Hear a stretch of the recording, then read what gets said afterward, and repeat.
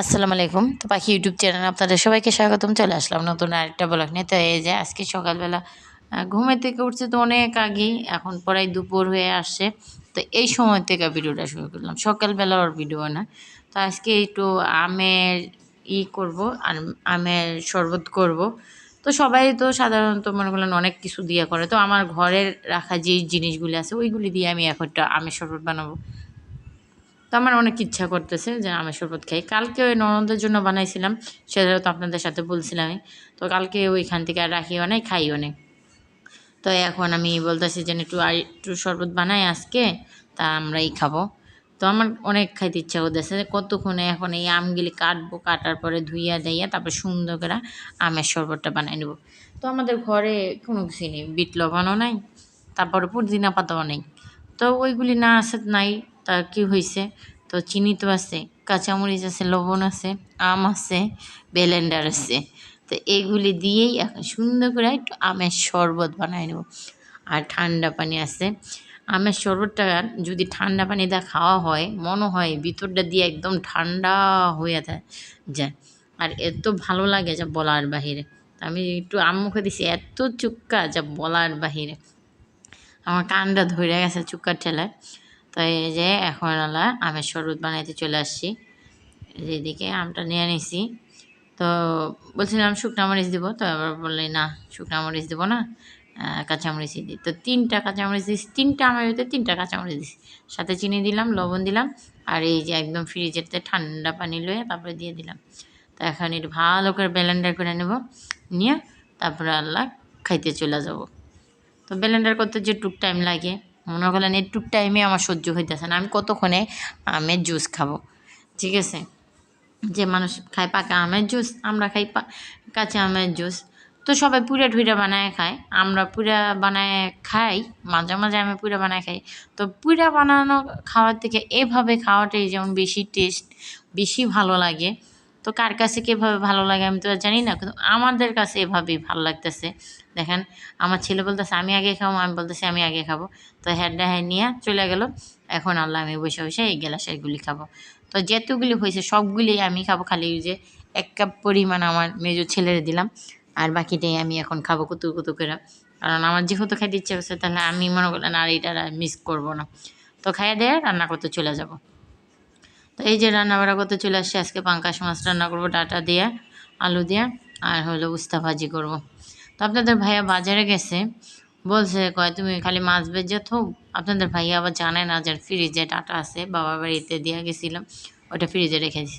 তারপর উস্তা এইগুলি আপনাদের ভাইয়া ওদিনকা বাজারে থেকে আইনা রাখছিল, তো ওইটা ছিল। তা হ্যাঁ জানে যে নাই কোনো কিছুই। তো আমি ওইভাবেই হ্যাঁ বাজারে দিয়ে পাঠাইছি। তো হ্যাঁ বললেই গেছে যেন আমার আস্তে আস্তে 2টা বাজে যাবো গা, কারেন্ট বিল দিব দিয়া তারপরে বাজার করে তারপর বাসায় আসো। আমি বলছি আচ্ছা ঠিক আছে আইসো। তো আমি এদিকে যে পাঙ্কাশ মাছ দিয়ে সুন্দর করে ডাটা দিয়ে রান্না করে নিতেছি, আর হলো উস্তা ভাজি করে নিব। তো আমি আলু সিদ্ধ করে দিতেছি, আমার থেকে এভাবে সিদ্ধ করে দিলেই ভালো লাগে কাইটা দেওয়ার থেকে। কাইটা দিলে কি ঝোলটা পাতলা পাতলা হয়, আর এভাবে যদি সিদ্ধ করে দিই ঝোলটা ঘন হয়, ভাল লাগে, ভাতটা খাইতে গেলেও না ভাল লাগে। তো এই জন্য আমি এভাবেই দিই আলু। তো এই যে এদিকে ডাটাটা সুন্দর করে কষাই নিছি, কষানো হয়েছে পরে এই যে এখন আলুটা দিয়ে দিলাম। তো আলুটা দিয়ে বেশিক্ষণ কষাবো না, এভাবে পানি দিয়ে দিব। তো পানি দিয়ে এখন ঢাকা দিয়ে বসায় রাখবো, ডাটাটা সিদ্ধ হয়ে আসলে তারপরে মাছটা দিয়ে দেবো। তো এই যে দিক দিয়ে এখন উস্তা ভাজিটা বসাই দিতেছি, কারণ উস্তা ভাজিটা হয়ে যাক। তো এই আমার রান্না না শেষ হইতেই গেলাম আপনাদের ভাইয়া বাজাতে চলে আসছে, সেটাই আপনাদের সাথে এখন শেয়ার করব। চলে আসছে কি যে আমি ভাজিটা বসানোর পরে দেখে কি নিচের মিহি তাকাইয়া আপনাদের ভাইয়া আসতেছে একটা তরমুজ নিয়ে, আর হলো সাথে তো বাজার আছেই ওইগুলি, তো আমার ছেলেরা আজকে বাজার নামাইব, আপনাদের সাথে শেয়ার করব। তো এই যে ভাজিটা বসানো শেষ, এখন আমি দিক কেনে যে যাবো আপনাদের ভাইয়া যান সিঁড়িতে উঠতেছে, আমি ওইখান থেকে ভিডিওটা শুরু করব। তো এই যে আপনাদের ভাইয়া চলে আসছে বাজার করে, ওইটাই আপনাদের সাথে প্রথমেই শেয়ার করলাম। তো এই যে তরমুজ একটা নিয়ে আসছে, এটা বলে 300 টাকা দিয়ে কিনে আনছে। আল্লাহ গো আল্লাহ, না পেয়ে পাইছি আমরা একটা তরমুজ দেখে নে। তরমুজটাই আমি আজকে কীভাবে খাই আপনাদের সাথে শেয়ার করব। এতদিন পর তরমুজ পাইছি, সেই যে কবে তরমুজ খাইছিলাম। এই যে লতি নিয়ে আসছে, ভেন্ডি নিয়ে আসছে, তারপরে পেঁয়াজ, শসা, লেবু, তো শরবত খাইতে বলছেন আমার বেশি বেশি করে, এই জন্য মনে করলেন লেবুটা একটু বেশি লাগে, তো বেশি করে আপনাদের ভাইয়া লেবু নিয়ে আসে। তো সব কিছু তো নামাই ঠামাই নিলাম, আলু ঠালু, তো ওইগুলি পরে গুছাই গাছাই থুবো। আর এই যে রান্নাটা পরে শেষ, মাছ দিয়ে আসলাম। তো এই যে এসেই তরমুজ কাটা শুরু করেছে। তো আপনাদের ভাইয়া খালি মাঝখানটা তরমুজটা ফাইরা দেখে আনছে যে তরমুজটা লাল হইব না কিনা। পরে দেখে যে না, ভালো হয়েছে। তো ননদের জন্য যদি ননদিনী বাইরাগুনি না দিই তাহলে কি আর হবে। তো ননদের জন্য কটুক রাখলাম। আর এখন এই যে বাকিটা কাটতেছি, ছেলেদের দিব, আমরা খাবো সবাই মিল্লা জিল্লা, তারপর তরমুজটা খেয়ে নেব। তো বড় ছেলের বললাম যে যাও আগে তোমার ফুফুরে দিয়ে হও।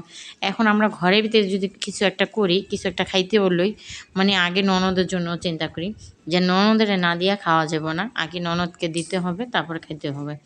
তো কিছু কিছু মানুষ মনে করলেন আমার এই ভালো মানসিকতাই দেখতে পারতেছে না, সেই জ্বলতেছে, মনে করলেন যেইখানে না সেইখানে মানে অনেক জ্বলাজ্বলি করতেছে। কি যে বলবো বলেন তো।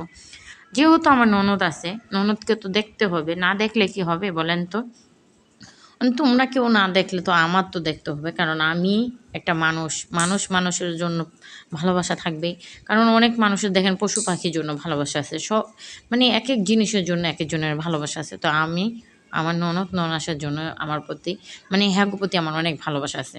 তো আমি ওই ভালোবাসার দিক দিয়ে দেখাইতে গেলে এখন সবারই জ্বলন্তি উঠা জায়গা। তো কী বলবো, এইসব আর বলি না।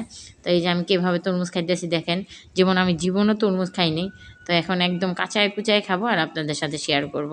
আর কি বলবো। তো এই যে সন্ধ্যাবেলা বাবার বাড়িতে দুধ দিয়ে গেছিলো, দুধ দিয়ে পায়েস রান্না করছি, এইগুলিও ননদের দিয়ে আসতে যাবো। তো আজকের মতন ভিডিওটি পর্যন্ত, আল্লাহ হাফেজ।